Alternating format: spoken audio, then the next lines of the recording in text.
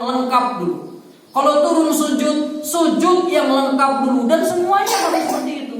Tatma'inna, tumakninah. Jadi kalau kita bahasakan di Indonesia, tumakninah itu artinya tenang, Pak. Jadi kalau kira-kira dipraktekkan,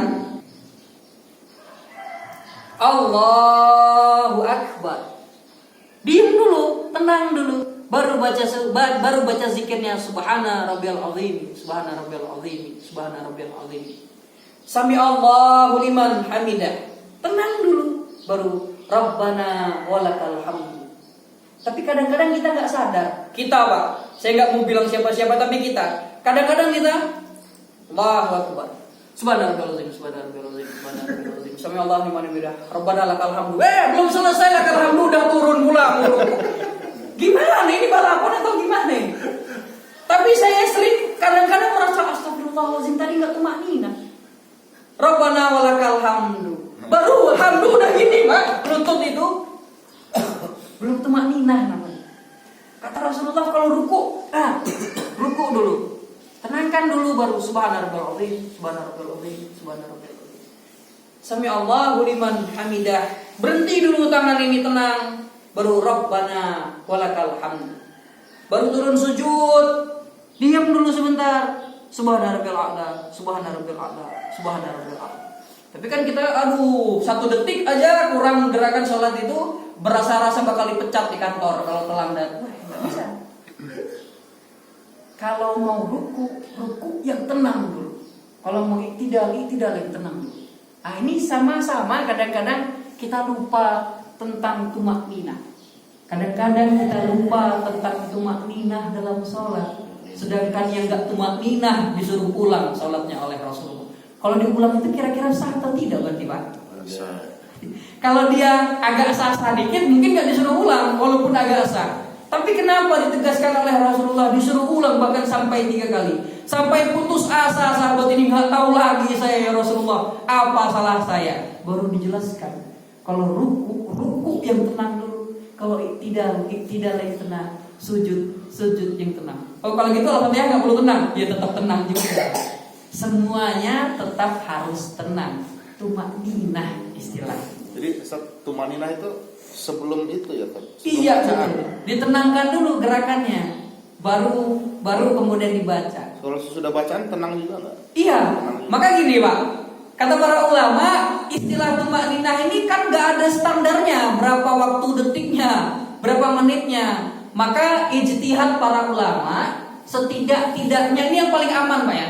Walaupun nanti kalau misalnya bapak-bapak bisa merasa tenang kurang sepersekian detik dari apa yang saya sampaikan ini, tapi saya mengambil pendapat jumhur ulama dari kitab Fiqhul Islam Mu'adilatun tadi karya Waqaf Zuhaili. Sebagian besar, jumhur itu artinya mayoritas. Sebagian besar ulama mengatakan seberapa kadar tumakninah? 1 kali tasbih. Kira-kira gitu. Jadi kalau subhana rabbil a'la itu 3 kali, Pak, kita ibaratkan baca subhana rabbil a'la itu 5 kali untuk latihan tumakninahnya. Allahu Akbar. Kan harusnya subhana rabbil a'lanya 3 kali saja. Kita beri jarak di awal. Itu batas tenangnya. Baru subhana rabbil a'la, subhana rabbil a'la, subhana rabbil a'la, atau tambah wa bihamdihi juga enggak masalah. Kemudian berhenti sejenak. Kira-kira seperti itu. Baru gerakan ke selanjutnya.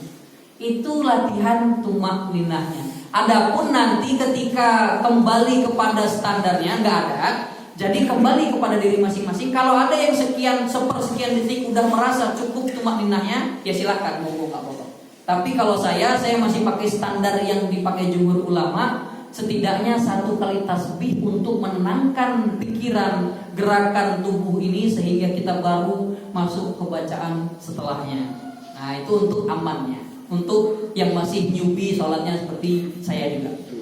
Jadi harus dipakai standar yang paling aman. Jadi kalau masalah kita ketemu dengan imam yang cepat nanti, atau orang melihat kita melihat orang sholatnya cepat, itu bukan berarti gak tumakninah. Karena dia mungkin punya standar tumakninah versinya, sehingga dia merasa sepersekian detik sudah tumakninah. Kita gak berhak mengomentari. Yang kita komentari itu sholat yang kita laksanakan, sudahkah saya tumakninah? Pertanyaannya seperti itu nanti, Pak, supaya gak menimbulkan kerusuhan. Karena rusuh tahu-tahu nanti setelah ini nggak 5 kali tasbihnya ini, nggak tumanina. Jangan. Kita hanya untuk mempelajari sehingga kita bisa mempraktekkan dan melatih kualitas yang kita miliki, bukan untuk nyalah-nyalahin orang lain. Ruku, bacaannya kapan-kapan kita bahas variasinya, tapi setidaknya yang paling umum subhanarabbiyal azim wa bihamdihi atau subhanarabbiyal azim. Kemudian berdiri, sami Allahu liman hamidah. Waktunya Pak? Padi, waktu? Masih. Oke. Tahu-tahu ntar udah habis lagi kan kepanjangan saya ngomong. Saat i'tidal, ini ada beberapa macam versi. Ada yang mengatakan gak perlu mengucapkan sami Allahu liman hamidah. Ada ulama yang mengatakan tetap harus mengucapkan sami Allahu liman hamidah walaupun jadi makmum. Itu terserah bapak-bapak mau pakai yang mana. Kalau saya pakai yang tetap mengucapkan sami Allahu liman hamidah. Kemudian bacaannya Rabbana lakal hamdu atau Rabbana walakal hamdu, atau yang panjang Allahumma Rabbana lakal hamdu min samawati wa mil ardi wa ma syi'ta min syai'in ba'du, atau kalau ada yang mil as-samawati wa mil al-ardi itu juga ada. Ada yang mil'u, ada yang mil'a cara bacanya. Itu santai. Yang penting ada. Jadi mau pakai yang mana aja boleh. Enggak ada tak boleh. Kalau yang enggak ada jangan dipakai. Sami Allah liman hamidah malah Rabbana fir lana dzunubana wa dzunuba walidaina. Bukan itu doanya. Jangan melenceng jauh-jauh juga. Jadi beda boleh, tapi selama ada aturan itu boleh. Setelah i'tidal maka kita ruku. Ruku pakai lutut dulu atau pakai telapak tangan dulu, Pak? Dua-duanya boleh. Di Sunan Abu Daud, kitabnya saya punya itu, Pak. Nomornya cuma beda 2 itu. 738 hadisnya 740 kalau saya nggak salah ingat. 738 itu hadisnya dari Wa'il bin Hujr. 740 di Sunan Abu Daud itu hadisnya dari Abu Hurairah. Kalau Wa'il bin Hujr itu hadisnya Rasulullah turun pakai lutut dulu. Kalau hadisnya Abu Hurairah Rasulullah turun pakai telapak tangan dulu. Iya sujud, maaf Pak. Sujud dari i'tidal kita turun ke sujud. Kalau Wa'il bin Hujr hadisnya Rasulullah yang turun lututnya terlebih dahulu. Kalau dari Abu Hurairah hadisnya Rasulullah turun pakai telapak tangannya terlebih dahulu. Kalau turun pakai muka dulu saya belum pernah dapat. Jadi dua-duanya ada dalam Sunan Abu Daud dan beberapa kitab hadis lainnya. Tapi yang sering terjadi adalah mungkin sebagian yang belajar pakai hadis yang Wa'il bin Hujr sehingga menganggap yang Abu Hurairah tidak ada. Sebagian belajar pakai hadis yang Abu Hurairah pakai telapak tangan dulu, kemudian mengkritisi yang Wa'il bin Hujr yang pakai lutut dulu. Tapi kedua-duanya ada setidak-tidaknya di Sunan Abu Daud. Cuman beda 2 nomor Pak hadis. Satu pakai lutut dulu, satu pakai telapak tangan. Logika ulamanya ketika memahami hadis ini pakai ilmu medis, Pak. Wa'il bin Hujr itu kalau berdasarkan riwayat, berdasarkan sejarah masuk Islamnya lebih lama dari Abu Hurairah. Sahabat Abu Hurairah ini masuk Islamnya sudah agak akhir-akhir, saat Rasulullah sudah mulai agak sepuh. Wa'il bin Hujr ikut Rasulullah saat masih setreng, maka Rasulullah turun dari i'tidal ke sujudnya masih pakai lututnya kuat.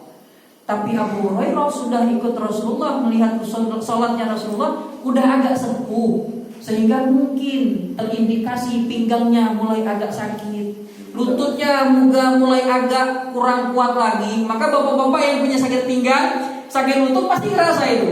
Susah mau turun langsung dulu di lutut dulu, Pak. Jadi harus tangan dulu yang turun, baru lututnya diletakkan. Kira-kira gitu. Nanti bisa ngerasain kalau belum sakit pinggang. Saya pun pernah, tapi gara-gara olahraga, Pak. Gara-gara olahraga sakit pinggang ini, nggak bisa turun gini tuh. Nggak bisa, jadi harus baru turun lututnya. Harus kayak gitu. Jadi kombinasi pemahaman hadisnya, kira-kira kalau yang normal itu lebih diutamakan dulu lutut. Kalau yang kemudian udah mulai merasa ganjalan atau dalam hal lain, lebih utama pakai telapak tangan. Atau dalam prakteknya yang memang belajar pakai lutut ya boleh, pakai telapak tangan ya juga boleh. Setelah itu sujud, baru duduk antara 2 sujud. Duduk antara 2 sujud ini istilah gerakannya namanya kan duduk iftirash ya Pak ya. Sering kita dengar istilahnya duduk iftirash. Iftirash itu artinya terhampar. Apa yang terhampar? kalau dalam prakteknya telapak kaki kita ini Pak yang terhampar. Ini namanya dijadikan istilah iftirosh. Maka yang tepat, saya nggak bilang selain ini salah, tapi kalau berdasarkan nama duduk iftirosh maka seperti ini kira-kira duduknya. Kakinya ditidurkan seperti ini, kemudian didudukkan. Jadi bukan seperti ini. Berdasarkan namanya kalau duduk iftirosh maka caranya seperti ini. Nah, yang ini agak ditekuk seperti ini, ditahan, jangan sampai seperti ini. Yang lebih baiknya akan menggunakan cara posisi seperti ini. Ini namanya istilah duduk iftirosh. Jadi kita duduki telapak kaki kita yang terhampar. Kalau di kitab-kitab fikih sholat yang warna ungu putih itu Pak, itu ada gambarnya nanti dibuletin itu. Kakinya bentuknya kira-kira seperti tadi. Itu yang lebih dianjurkan. Adapun kalau kita melihat yang tidak seperti itu, bukan salah. Mungkin ada dalil lain, tapi mungkin beda dengan apa yang kita pahami. Nah, itu tentang duduk iftirosh. Kemudian setelah duduk iftirosh, maka duduk tahiyat. Lanjut, maka duduk tahiyat yang kita duduki adalah tempat kita berdiri tadi, sudah bukan di atas kaki. Nah, nanti mungkin Bapak sering melihat perbedaan. Ada orang yang sholat subuh duduknya bukan tawaru. Kalau yang lepas di bawah itu kan namanya istilahnya tawaru. Kalau yang kita duduki telapak kaki kita namanya iftirosh. Nanti pasti Bapak kalau ke masjid lain akan menemukan saat sholat subuh itu orang ada yang nggak duduk tawaru dia. Dia duduknya posisinya iftirosh kayak tahiyat awal. Nah itu nggak masalah karena ada pendapat yang seperti itu. Kenapa? Karena kira-kira logikanya pendapat singkatnya seperti ini Pak. Kalau tahiyat awal iftirosh, kalau tahiyat akhir tawaru. Kalau sholatnya 2 rakaat kan nggak ada tahiyat awal tahiyat akhirnya, cuman 1 doang. Maka yang dipakai yang hanya pendapat tahiyat awalnya yaitu tetap duduk iftirosh. Nah, jadi santai aja, nggak usah kemudian ini orang pengen 4 rakaat apa sujudnya ini? Kok duduknya duduk antara 2 sujud dulu nih kakinya? Enggak, dia tetap duduk tahiyat akhir namanya, tapi posisinya memakai iftirosh karena disebutkan kalau setelah 2 rakaat itu iftirosh. Kalau setelah melewati 2 rakaat baru tawadhu. Kira-kira gitu pemahamannya. Jadi dipakai yang 2 rakaat cuma pakai iftirosh. Kemudian yang terakhir setelah kita duduk tawadhu, kita baca tahiyat, maka ditutup sholatnya dengan salam. Nah ini yang unik. Yang paling standar yang dipakai oleh jumhur ulama ketika kita menutup salam itu kalimatnya adalah Assalamualaikum warahmatullah. Ini yang jumhur. Yang pakai tambahan wabarakatuh itu tidak sering dianjurkan. Tetapi kalimatnya unik sekali Pak. Kalau mau pakai Assalamualaikum warahmatullah boleh, tapi jangan mengkritik yang Assalamualaikum warahmatullahi wabarakatuh. Itu bahasa kitabnya asik sekali. Yang dianjurkan Assalamualaikum warahmatullah, tapi yang mempraktekkan Assalamualaikum warahmatullah jangan mengkritik yang pakai wabarakatuh. Supaya apa? Walaupun tidak disebutkan dalilnya secara spesifik yang pakai wabarakatuh, lebih diutamakan yang sampai Assalamualaikum warahmatullah, tapi kan tetap kalimatnya indah ketika dilengkapi dengan wabarakatuh. Jadi jangan kemudian disalahkan, tapi yang lebih utama Assalamualaikum warahmatullah. Syarat penutup sholat. Nah, ditutup dengan salam ya Pak.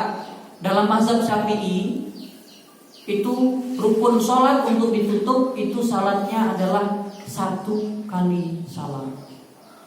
Jadi salam penutup itu yang salam pertama. Adapun nanti salam kedua statusnya sunnah, tapi sunnahnya bukan yang enteng-enteng untuk ditinggalkan, enggak. Dia statusnya dalam rukun dari sunnah. Jadi sunnahnya beda dengan sunnah yang kalau kita kerjakan dapat pahala, kalau ditinggalkan tidak dapat apa-apa. Bukan pengertian sunnah yang itu Pak. Nanti kapan-kapan kita bahas. Ada rukun, ada sunnah. Sunnahnya ada abad, ada baiat. Banyak sekali itu, repot nanti kapan-kapan. Tapi penutup rukun sholat adalah dengan salam 1 kali. Jadi kalau kita kapan-kapan bermakmum dengan imam yang salamnya cuma 1 kali, itu bukan salah. Memang rukunnya cuma 1 kali. Begitu imam salam Assalamualaikum warahmatullah, selesai salat berjamaah. Udah tertutup salat.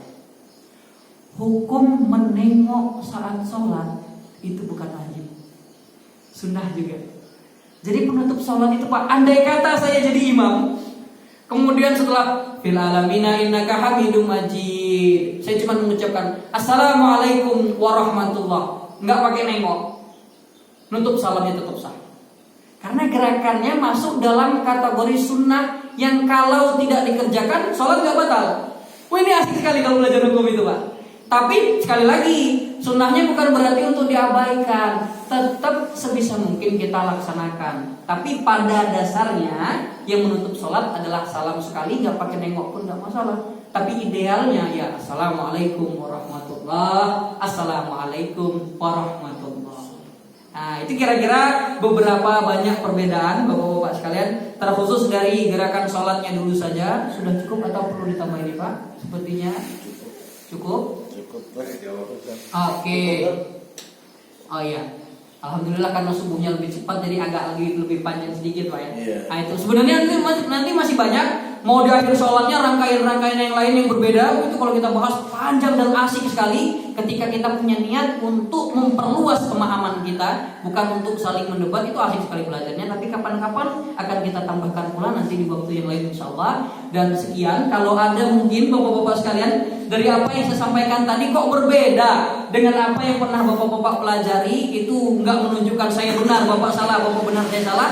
Kita sama-sama ditumpuk ini perbedaan sehingga kita bisa pilih satu-satu mana yang sering saya amalkan, mana yang tidak orang amalkan, sehingga kita gak mudah untuk saling terprovokasi. Sekian, kalau ada kesalahan atau kekeliruan bahkan dari lisan saya mohon maaf sekali. Kalau ada kebenaran, semua itu merupakan hidayah dari Allah Subhanahu wa taala. Kalau selanjutnya ada pertanyaan, boleh bisa saya jawab, gak bisa saya jadikan PR. Terima kasih. Wassalamualaikum warahmatullahi wabarakatuh. Waalaikumsalam warahmatullahi wabarakatuh. Moga Pak. Nanya saya ada 3 itu. Soal luas ini bagi. Oke Pak, siap. Yang pertama tadi belum sempat dibahas itu ada berapa versi untuk pada tahiyat akhir itu telunjuk. Oh ya. Satu. Terus yang kedua, apa ada dalilnya tuh kadang-kadang kita ada yang sedekapnya itu muter tangannya kan? Oh iya. Kanan dulu, serat gini kan? Nah gitu. Itu yang Iya. kedua ada Oh, dalilnya. iya. Nah, itu. Terus yang ketiga, Iya. saya pernah dengar kan, kalau misalnya kayak Ustadz Andi nih ya, ada bawa apa tuh namanya? Sal itu, kalau dia kalungkan, terus ternyata sal itu jatuh di tempat sujudnya, terus dia bersujud di sal itu tuh nggak sah. Oke. Jadi dia tidak sah. Ada kain yang bergerak dengan gerakan sholatnya, terus dia bersujud di atasnya. Iya betul. Nah itu detailnya gimana kan? Kita kalau dapat informasi itu sekilas aja gitu kan. Oke, siap. Terima kasih kan. Oke. Terima kasih. Bapak ada lupa sih namanya Pak? Pak siapa? Pak Adenan. Astagfirullahaladzim. Ini bapak-bapak yang lain saya juga pada lupa semua namanya. Saya tuh kadang-kadang nanya nama gak pernah ingat Pak. Nanya nama tapi gak pernah ingat Pak. Susah mengingat nama orang itu, susah. Tapi kalau wajah, insya Allah itu kita cepat ingatnya. Tapi kalau nama itu karena memang mungkin interaksinya tidak terlalu sering, jadi sering ketukar-tukar, bahkan sekalian gak ingat gitu Pak. Jadi mohon maaf sekali kalau saya gak ingat-ingat sama bapak-bapak sekalian. Nanti insya Allah saya akan bisa mengingat pula. Pertanyaan pertama tentang ketika jari dulu Pak ya. Oke, dari jari dulu, bagaimana sih jari saat tahiyat? Oke, oh iya tadi terlewat saya jelaskan ya.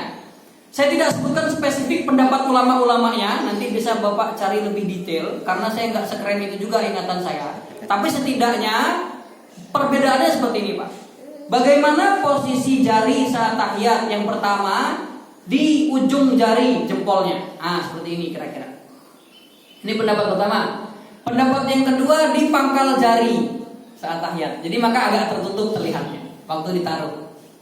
Kemudian kapan sih jari ini bergerak? Nah, yang paling saya ingat tentu yang saya praktekkan dalam mazhab Syafi'i.